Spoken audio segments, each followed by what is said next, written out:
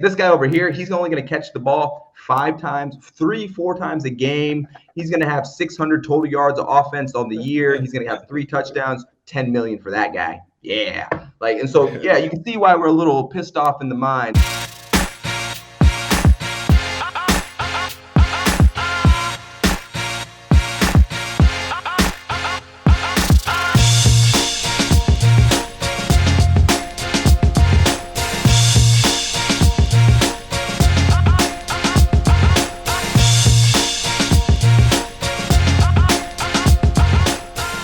What's going on? Welcome to another amazing episode of All Facts and No Breaks. Joining me today, along with my son Keyshawn Johnson Jr., will be the Washington Commanders running back, Austin Ekeler. So, Austin, you just recently got married on May 25th. Congratulations to that. How's the new married life going? It has been a blessing. It has been a blessing. I didn't actually think I was ever going to get married until I met Melanie about 3 years ago, and I was definitely shocked with how different being with her was than any other relationship I had, and so I had to definitely secure her because that was the life partner. And like you said, got it done recently and got the honeymoon in, and now we are off in the married life. It's been incredible. So, growing up, you obviously grew up in Colorado. And you grew up on a ranch. Now, I want to know what that's all about, that hard manual labor, waking up early, going to bed late. Did that at all have any bearings on how it shaped you for football? Oh, yeah. So just a little backstory. So my mom was married to this guy who built fence for a living, barbed wire fence. And he would always be gone because these fencing jobs would be like 25 miles for the railroad, keeping, cows off of the railroad and stuff like that. So he'd be gone, but he had a bunch of horses, cows, chickens, and stuff that was back home on our ranch. We called it a ranch. We had some acreage. It wasn't like a huge ranch. And who was the next man up? Well, that was me, and I wanted nothing to do with these animals. And so I had a responsibility that was placed on my shoulders that I didn't necessarily want, but it didn't matter because there was no excuses in our household, and you got to get it done. And it meant every morning taking care of them, come home, take care of them, and being in that environment definitely learned how to work hard. And so it's definitely helped me, and it's translated to other things that I have going on in my life, and really helped me actually get out of that environment because it gave me motivation to I want something better for myself. I'm going to use my work ethic that I learned from that environment for the next thing. So in high school, you rushed for over 5,000 yards, 70 plus touchdowns. You had about, 600 or so yards in receiving. You put up good high school numbers worthy of a Division I scholarship. Yet and still, you got zero in terms of D1 scholarships, and you were not rated what, the rating systems and these rivals and blue chip and all this sort of stuff. You were basically a negative zero in terms of the ratings, but yet and still you wind up having an NFL career. How did that, was it frustrating watching other guys get opportunities and you had to kind of scratch and claw and work your way up? It wasn't really frustrating. And it goes back to the high school, because in my high school, super, super small high school, one stoplight town. And so if you're in that environment, what do you got to do? You better absolutely dominate if you want to get noticed. So guess what I did? My senior year, 2,300 yards. I'm averaging 10 yards a carry, 43 touchdowns, 5-6 touchdowns every single game. Absolutely dominating. And then, there was no one really from my school that was getting recruited to any other D1s. And so for me, it was just kind of I guess, we're just not that, recruitable here. And so I ended up at a Division II school. But for me, it was the transferable things that I actually just talked about, with my work ethic at home that I was building up that I applied to football. I left the day I graduated. I told you I was trying to get out of there. I 17 years old, had my truck packed, went to graduation, threw my hat in the air, hugged mom, love you. I went and got a job up at college and started paying my rent and started working out with the team. I'm like, this is my next thing. Football, and my education are going to be my next opportunity. And so I immersed myself into both of those because I didn't know what to expect. Wasn't ever thinking about the NFL. I grew up watching bass fishing and bull riding. I wouldn't talk about no damn NFL out there. What is that? We'd watch the Super Bowl every once in a while. But for me, it was, okay, I'm going to use football to pay for my education. I had a half ride and scholarship. There's no full rides in my division too. So it was use football to get into some type of business degree and get into the business world. And I was able to do that well enough where after my junior year was still dominating, freshman of the year, All-American, academic All-American, took everything so seriously. My college head coach comes to me, he's like, hey, you might have an opportunity to get some scouts reaching out to you. Mind you, not one player from my school has ever gone to the NFL. So I've never seen a scout. I don't know what these people look like. They're a figment of my imagination. I don't know what a damn scout looks like. Who do they talk to? What do they talk about? What do they want to know? And so I'm at Western, go through my 4 years there, continue to dominate, get a job offer from an oil and gas company. I'm going to jump into the business world, but I put the brakes on that because I had a bunch of teams come out my senior year and watch me practice. And I was like, okay, that actually might be a real opportunity. And so then I started immersing myself a little bit more into the football side. And so then when you looked at it, once that year is over at Western, you didn't get invited to the combine. You didn't, you just kind of, one of the situations where it's like, okay, here we go all over again. But how did you stay the course without getting? Because I probably would have got mad. I mean, I obviously didn't have to go through that situation, but I probably would have just said, you know what, man, I ain't got time for these people. Right. So for me, it was, look, I don't know where my journey is going to go, but I do know I'm getting out of where I was. Right. I'm not where I was before. And that's what I'm looking for. I want something new, something I can start building. And when the NFL opportunity came and there was schools coming to watch me practice, that became really real for me. And just like I left the day I graduated and threw my hat up in the air, the day we finished our fall semester, I was like, okay, if this is a real thing, I'm putting every ounce of my energy into this thing. There is not one part of me that's not going in to try to take advantage of this opportunity, because this is not just to go play football. I'm not just out here playing football. This is my entire life has changed, my trajectory of my family, my finances, my social status, my networking. Like, I'm business minded. I'm like, I can build off of this. And so I dropped out before my spring semester and I went to Denver, Colorado, and I was just training. I I love the weight room. I'm always in the weight room. I have like this, persona of like pound for pound, like really strong. I'm insanely strong because I just live in the weight room. That's my therapy there. So I go and start working out and training with some of these pro day guys. And I'm stronger than all of these guys. I run with the small guys, but lift with the big guys.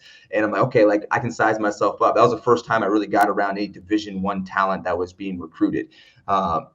And so then I was okay, like there is an opportunity for me. I can see it here. Ended up getting undrafted, signed by the Chargers, and it was the same mentality when I got there. It was, I'm putting every ounce of earth into me, and I treated it like it was life or death. I was like, my life depends on this opportunity. You have to make it work. There's no chance that you cannot make it work. And when you put yourself in that mindset and you put in life or death, you go about things differently.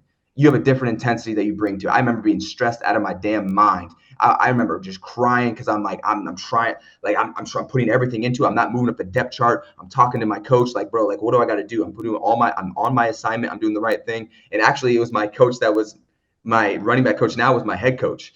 And it was this thing where, hey, we have guys that were paid. These guys need to get more reps. They're going to get more reps. I was 6th string on the depth chart. You know how many 6th stringers make this, the team, it is 0.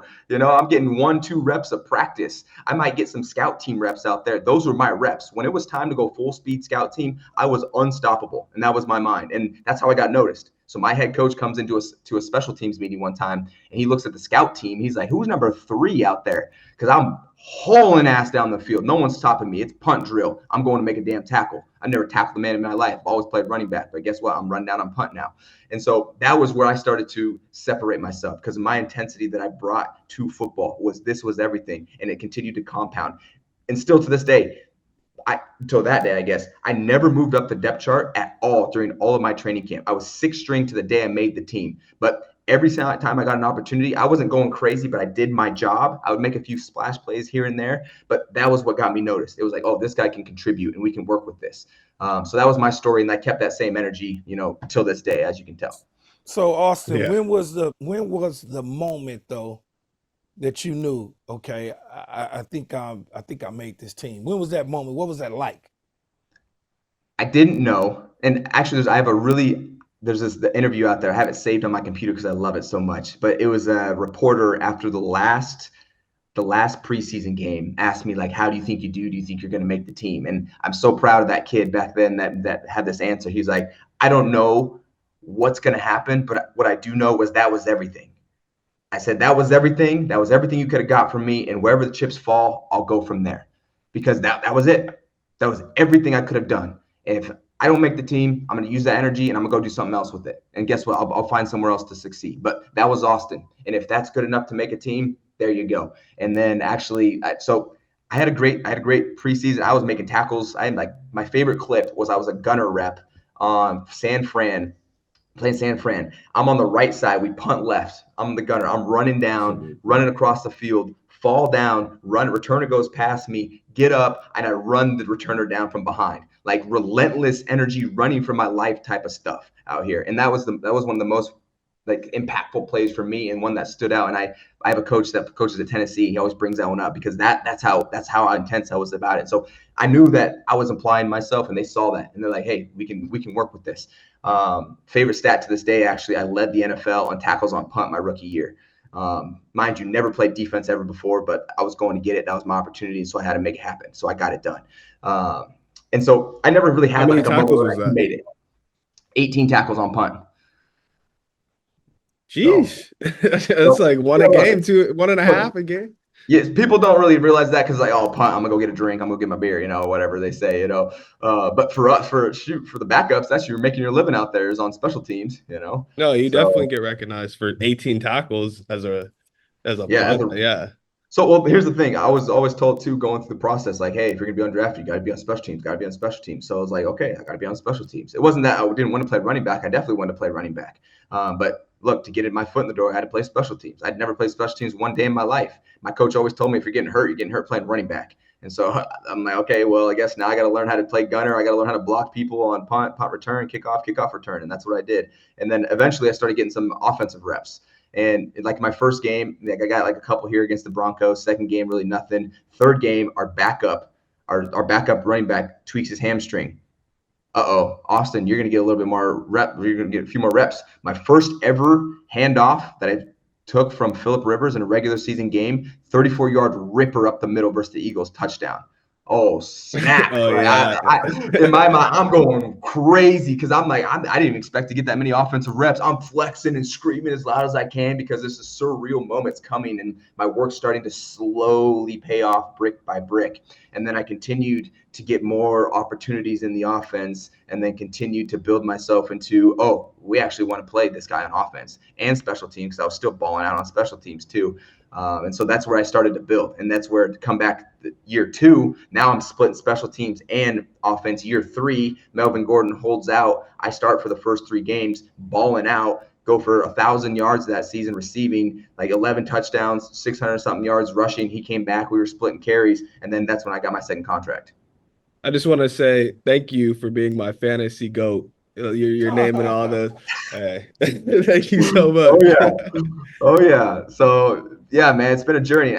Look, I kept that same energy, right? We go into 2020, we get just this kid named Justin Herbert, from Oregon. He comes in, he's our quarterback from some fluke injury, poked lung thing with Tyrod Taylor, and so he's starting. And I blew out my hamstring game 4, and that I was balling out though, like 150 yards per game up until then. And so it came back, had a rough year then. And those next 2 years, 1,600 yards, 20 touchdowns back to back. And then started then, and then just finished my last year with the Chargers last year, where the whole team was kind of it was not a good year for us over there. I come out really? again last year, come out balling out, Miami going off 150 yards, touchdown, bam, high ankle sprain, out for 4 weeks, and then trying to battle back. And then, the rest of the season was downhill too. Lost our all-pro center, Mike Williams tears his ACL. Like, it's just like, come on, but now, look, new opportunity out here. I'm on the East Coast with the Commanders, and it's another opportunity for me to go out there and apply my same energy, man, and go just take advantage of what's in front of me. It's all I've ever done. It's all I'll ever do. It's what I find fulfillment in, is going out there and trying to make the maximum out of what I have in front of me. Do you ever at times sit around sometimes and pinch yourself and look at where you started and where you're at today? I mean, you're like the accolades I'm talking about, individual accolades for a young man that didn't go to the combine, wasn't drafted. Many teams didn't work you out, but yet and still you're in the National Football League as a starting running back, where many other people that came out in your draft class are at home looking for a job. it comes and goes. And I think I don't necessarily pinch myself, but I think when I talk to younger guys that come into the locker room and they're like, man, like I used to watch you, or I look up to you, or like, hey, how'd you make it as an undrafted person? Then it really hits me of like I've really been building, I've really been doing this for myself, and it's really paid off. And I'm in a position now where people are asking me for advice. And so that's when it really hits me of like, okay, like I've really made an impact, not only in my own life, but really paved a way and shown people that there's other ways to make it in this league, which there's other examples too, but I'm just another one of those. And so absolutely. And it really, for me, I'm super entrepreneurial too. Like this is just my football life. I could have a whole nother 40 minutes of, my off the field, life of, real estate fund, app, foundation. Like it just goes on and on. I bring the same energy to everything. I'm building an empire out here, but the media only covers football because that's, my most marketable thing. So for me, I'm trying to build. We'll look back when we have time to look back. But right now I'm just full steam ahead while I have this platform to utilize. So you signed a 2-year contract with the Washington Commanders this offseason. Have you noticed any difference playing football on the East Coast compared to LA, the West Coast? Not really, besides the weather. Yeah. I mean, look, football is football wherever you go. You're definitely going to have different, community environments for the fan base. Our fan base was pissed off. We left San Diego back in LA, and then now we're in LA, and so that was something we had to deal through. Now, it seems like Washington has a pretty solid fan base. I haven't been in the stadium yet around game day. But then it's even the culture of the team. We have a new head coach out here, Dan Quinn, who's created a new culture, bringing in some older guys to help be leaders on this team and make an impact. So that's something that's new, and that's something that you get new really with every single team, and when you have especially a major turnover like we did. But it's something that I'm looking forward to, because here's how I see it. Like life is about journeys, stories, and creating memories. And so that's what this is, a new opportunity to be in a new environment and create a new chapter. Like I was in LA for a long time, and it's like, okay, like it was kind of a bittersweet moment, or bitter where like, dang, like obviously wanted to continue to play and be in that environment that I started in. But look, it's also opportunity to go do something new and add a new chapter in my life that's a little different. I was wondering why you went to Washington. It didn't register on me. And then I realized Anthony Lynn, Coach Lynn, is the running back coach. So I was like, oh, okay, that makes all the sense in the world. Coach Lynn coached me with the Dallas Cowboys, and clearly I played against him. He was at my 50th birthday party, Keyshawn. I don't know if you remember. Yeah, no, I remember. Yeah, so what's it like, though, now being in the building with him as the run game coordinator and kind of understanding his philosophy and what he likes to do in the running game? Yeah, for me, my entire NFL philosophy has been built off of what he is. Like he taught me all my stuff that I know about the NFL and the 5-step rhythm and reading this, and this is the aiming point, and this is the footwork we use, and this is what we call it, and this is how we align, this is what we do, the fundamentals of how we were going to block and stuff. Like he was the one implementing that when I was a rookie. And so it just meshed so well with where I'm at right now, where it's like, let's get back to where I'm at. It was funny because we brought in a coach from Iowa last year, Derek Foster, who's now with the Saints as a running back coach. And I was teaching him what Anthony Lynn was teaching me and sharing those philosophies back and forth. And so I just know Anthony's so respected when it comes to the running back position in the run game stuff. And so it's like, it's a nice moment to really get back to where, hey, it all started. Because I know he's going to put the players that are in the room in the best position. Like he likes a committee. He likes to put players in a space where this is your type of play based off of your skill set. This is why we want you on the field. Here's your plays. And so I can appreciate that. And that's how I got started with Phillip, right? Where it's like, hey, third down, Phillip's not a mobile guy. Austin, you're really good catching the ball at backfield. We're gonna get you in the game right now. And that's, hey, putting me in a position. Guess what? I had success through that. And so that's what I look for in a coach. Get me in the position where I'm going to be best on the field. Well, the NFC East is probably one of the hardest divisions, safe to say. Which team do you think are you most looking forward to playing in that division? Man, I mean, it's hard vision. Like, sure, they might got some dudes, but guess what? It's a whole new year, Yeah. And for me anyway, like I'm not even looking at the season right now. It's like right now, how can I get myself implemented into this team and also help create the standards, create the culture. What does a standard look like? How do you hold people accountable? Well, to hold people accountable, you have to have a tangible thing that you can actually, see, touch, feel, do. Let's make sure we establish those. So that's what we're doing right now with Dan Quinn. So that when we walk in the building, how do we work? This is how we work. This is how we get down. If you're not doing it, we're going to pick you up or you got to get out of here. And that's what it is right now. And so we're building this culture, building the standards so that when we are coming into training camp, we have an attitude, we have an expectation for ourselves. So it don't matter who we play, you guys know how it is being, athletes where it's like, it doesn't matter, they're supposed to beat it. It don't matter who it is, where it is. If it's a competition, hey, it's anybody's game and we're going to put our best foot forward. I don't care about all what's happened in the past. That's in the past. I wasn't here in the past. Not a lot of our guys that were here weren't here in the past. So I don't give a damn what happened, right? It's what we're going to do now, right? We have a chance to change the narrative now with what we have right here in this building. So that's where I'm at with it. Man, y'all might win 2 games, man. Yeah, we might win them all too. But guess what? We're gonna be out there. We're gonna be freaking going as hard as we possibly can. That's reality. That's great. Look, I was with the Chargers last year. Y'all gonna be all right. Look, we're supposed to win the Super Bowl last year with the Chargers, right? That's what the media said. Oh, look, they're gonna make not with that coach. I'm sorry to say it. Well, look, I said it. You didn't say it. I said it. You didn't say it. Not with that coach. Players can make a coaching staff better. Let me tell you that. Like if you can players make coaches great. No question. But coaches also can fuck up some shit. So 100%. I said it, you didn't. You still in the league. I don't want you to get in trouble. Brandon Staley fucked up some shit. That's just me though. I'm just telling you. Yeah, it was rough for us. I'll say that. It was rough for us in multiple categories. Yeah. So you played with a rookie quarterback before, Justin Herbert. Both my son and me, we know Jayden Daniels. We've been knowing Jayden Daniels. I have since he was a little bitty boy, and my son since his high school, junior high days and whatnot. What do you see at the quarterback position for a young Jayden Daniels, knowing that you had a young dude in Justin Herbert, but now you got another one that you got to kind of help along the way?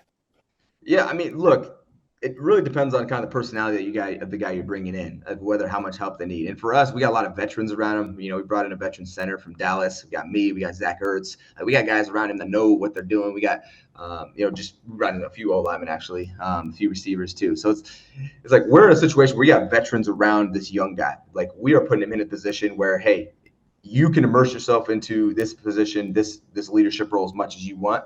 And it kind of comes down to what your personality is like. And what I've seen so far, literally even yesterday coming off the field, I was running a man beater choice route out of the backfield. And, we both saw it kind of a different way. He calls me over. Hey, Austin, come over here. And I'm like, yes, that is exactly what I want to hear from my quarterback, right? Because I remember being with Philip, I remember being with Justin, after he got going a few years where it's like we had that conversation. For him to be doing it already in week 3, like that's what I want to see from you as a quarterback. Hey, this is how I saw it. Maybe you should cut him right here. And I was like, well, I saw the safety coming down. I thought he was going to plug, so I just sat there and I was being decisive for you to give you a spot to throw.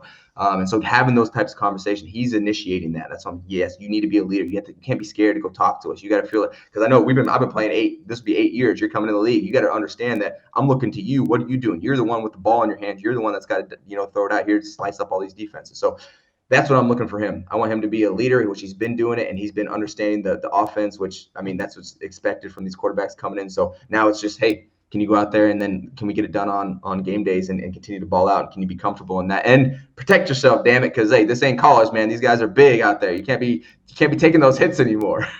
No, you can't. You can't at all. So in your career, you basically – a Swiss Army knife, a guy who has done it all, whether it's in special teams that you had to prove yourself, blitz pickup where you had to prove yourself, catching the ball out of the backfield, obviously running it. But at the running back position, they're constantly disrespected on value. If you were the CEO or the poster child for running backs disrespect, how would you change the approach so y'all can get your true value and what you deserve?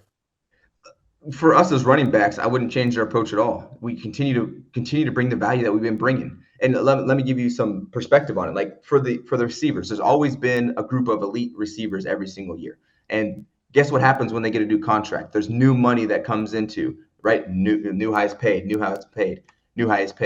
And guess what? We've had an elite group of running backs that have always been there as well. And guess what? We haven't seen that new highest paid. It's gone either down or stayed flat, right? And so that's where the principles of how the money's coming into these new positions, especially our position right now, is what we're questioning, is what we're pissed off at. When you franchise the top 3 guys that just came off of, Josh Jacobs just led 1,600 yards, 13 touchdowns, rushing, whatever it was, and then you're like, nah, we're just gonna franchise him. Saquon franchise, Tony Pollard franchise, and it's like it's frustrating because here's the thing: even for those top level receivers, that their production isn't doubled over the past 6 years, but their salary has, right? And so it's like, well, they're still at the same level of production, those elite levels. So is the running backs at that elite level. Why is there new money coming into that industry, but not the running back industry? And other industries too, as we can continue to look at it, even the tight end industry, where's the new money going? Is it because of production? Is it because of what are these factors that are playing into it? So I have a lot of questions that are on the table. What's more valuable for you, running back or receiver? It depends on the player. Who are we talking about? I'm talking about impact as a player. What is your impact as a player? If you're a Derrick Henry who had 2,000 yards the other time, he's probably pretty impactful on that team. If you're a Justin Jefferson, you're really impactful. If you're a Christian McCaffrey, you're really impactful. Like, who are you as an impact player? That's what I'm asking. That's what I'm asking. Are you making that elite level impact? I was gonna say Christian McCaffrey just signed a 2-year extension worth $38 million, and he's kind of like a Swiss Army knife. Do you think that'll be able to reset the market? Are you excited for that? It is new money in the market. It's new money in the market is what it is. Hey, look, there's a bump. We were at that like $17, $16 like $1 million kind of cap, and now boom, okay, it's been pushed up a little bit. That's the first time in about 5 years it's gone up. And so that's where, and guess what? The cap's gone up substantially since then. So that's where we're frustrated as running backs. I like the fact you almost called it minimum wage. No, I wouldn't say it's minimum wage. I was about to say, hold on, man. Man. It's the way that I look at it is as a former receiver, the highest paid at my position for a number of years in the league and all that other stuff. I look at running backs as very important to what we do. But I also look at the receiver position as the entertainment of the league on top of the high-flying scoring. And what is it that the fan base in the league, the Shield, want to see? They want to see scoring. They want to see throw the ball all over the place. That's one of the reasons they claim that the quarterback is the most important person on the field. They claim that. I don't claim that, depending on the team and the roster, because the 17 different quarterbacks I played with in 11 years, I don't know that any of them was the most important guy on the team at that point in time, because in Tampa, our defense was ridiculous. And in at the New York Jets, our defense was ridiculous, but they had a receiver out there that was even way more ridiculous than myself. I like to talk about that. But, you tend to look at it and you go, okay, I see where the league is going. They're throwing the ball everywhere. So they want to make sure that these guys are compensated and they don't touch the ball nearly as much as you.